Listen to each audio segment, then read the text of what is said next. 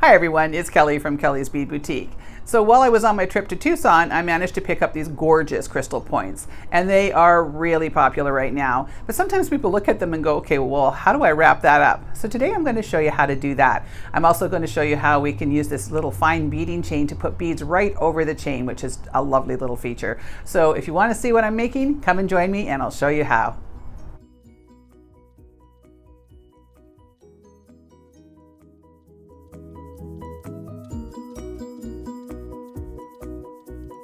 Okay, so today we have our 4 basic tools that I'm going to use, and I'll put a link below for the previous video that I did.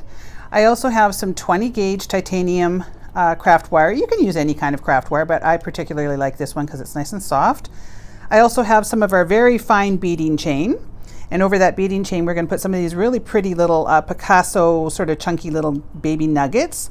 I have my crystal point. I also have about a 20 millimeter ring, and I have some little jump rings and a closed ring, and I also have a lobster clasp and my little end findings. So let's get started.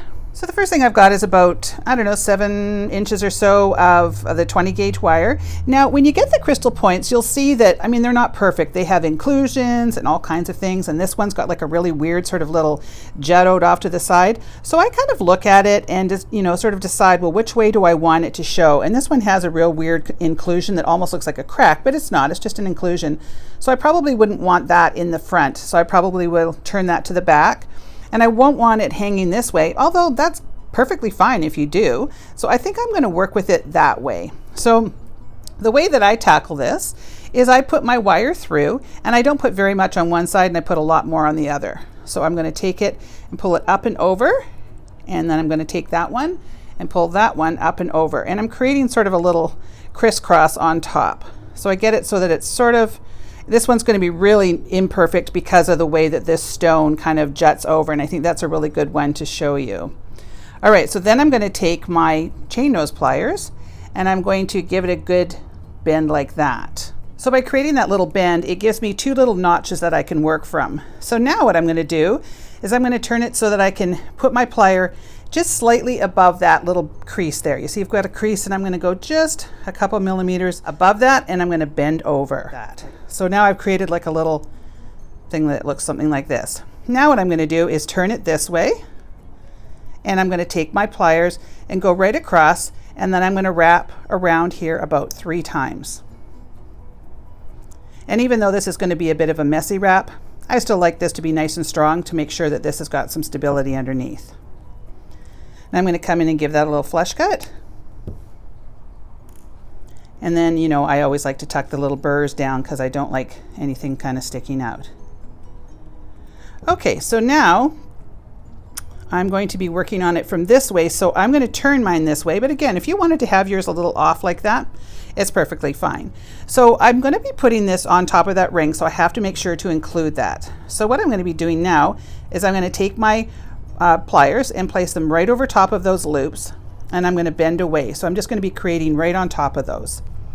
And I want to create a bit of a bigger loop, so I'm going to come straight up to the top here, and I'm going to go up and over and down, rotate my pliers and pull that to the back. And now I really want to make sure that that loop is sitting right up on top there. See how I rotated it around so that it was sitting right on top, and it looks really nice there. So right before I wrap it up, I'm just going to move some of these tools so that you can see what I'm doing here. So I'm just going to pop that in there. So I just kind of take it and open it a little bit with my rather dry looking hands. I'll be glad when summer gets here. All right, so now I've got my loop in there, or my little ring in there. I'm going to then come over top of that loop, get a good strong hand hold, and now I'm going to start wrapping down. And I'm going to go all the way down there and kind of wrap over some of that little bit there. And now I'm actually going to start coming back up because I'm not going to be perfect on this. And if you start to run out of wire, just grab the end of your bent chain nose pliers. These things are a godsend when it comes to making jewelry. And now you can see I've created a nice little sort of messy wrap that's very boho and fun looking. And now I'm going to make sure I use this side of my cutters, and I'm going to come in and trim off that wire. And then if there's a little burr sticking out, which there is just a little tiny bit of one, I'll just gently push that down. Okay, let me move the pliers.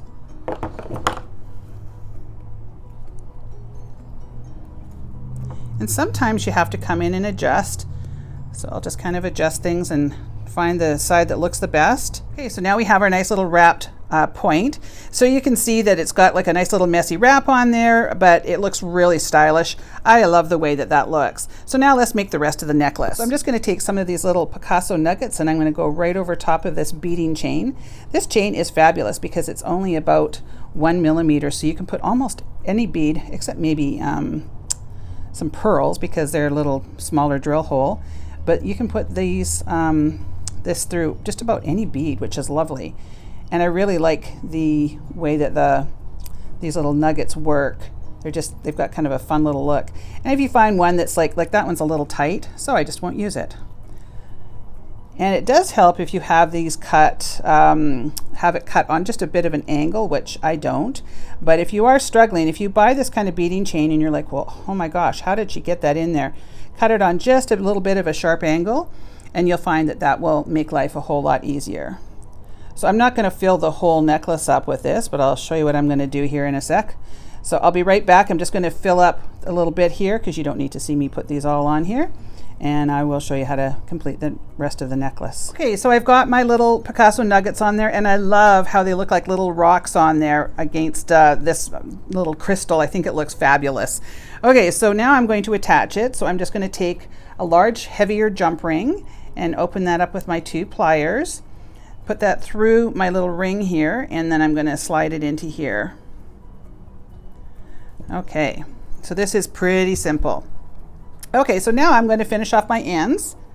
Now I will have this in kit form, and I'll have that listed below.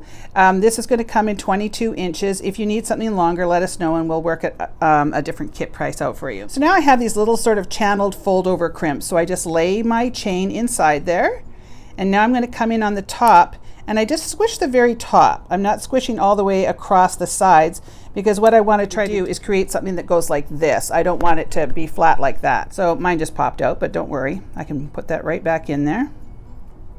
So I just push it up to the top. Make sure I get the very tops. There you can see it, can you see how it's nice and pushed together there?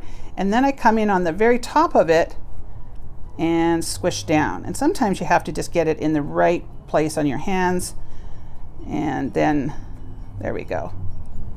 And you see how that just sort of folds over when you push down on the top like that? I see people trying to do all kinds of bizarre things when it comes to these fold over crimps, and I have found that that's the easiest way. So now that's in there nice and tight, and it's not going to go anywhere. So I'll show you one more time. So it's a little hard to see because it's so small. So I just lay my chain down inside there, and then I'm coming in just on the top part, just pushing the top parts together. See how they're just together there, but the sides aren't on, like I haven't squished the side. So now I come straight in on the top and push down. And again, you have to get that right position, and then you can just squish right down, and you see how that folds over itself. Just works like a charm. Okay, so now we're just going to finish off the rest of the necklace. So I've got a couple little jump rings. Open that up, add it to my ending, and I've got a lobster clasp.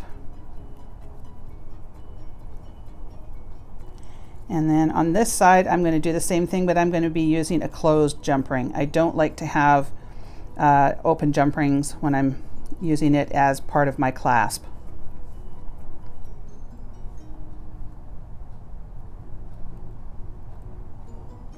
Okay, so there you go. There is our simple way to wrap up a crystal point. I'm loving this sort of boho thing because you guys know how much I love that boho chic kind of look. So why don't you give this one a try? So this will be in a kit form, and like I said, if this is 22 inches of chain, if you want something longer, let us know and we can work something out for you. If you enjoyed this video, please make sure to give me a like, give me a thumbs up, and please leave me a comment, and please subscribe to my channel. And if you haven't, I don't know why you wouldn't have done that already, because I know you love being here. So I want to thank everybody for watching. I really appreciate it.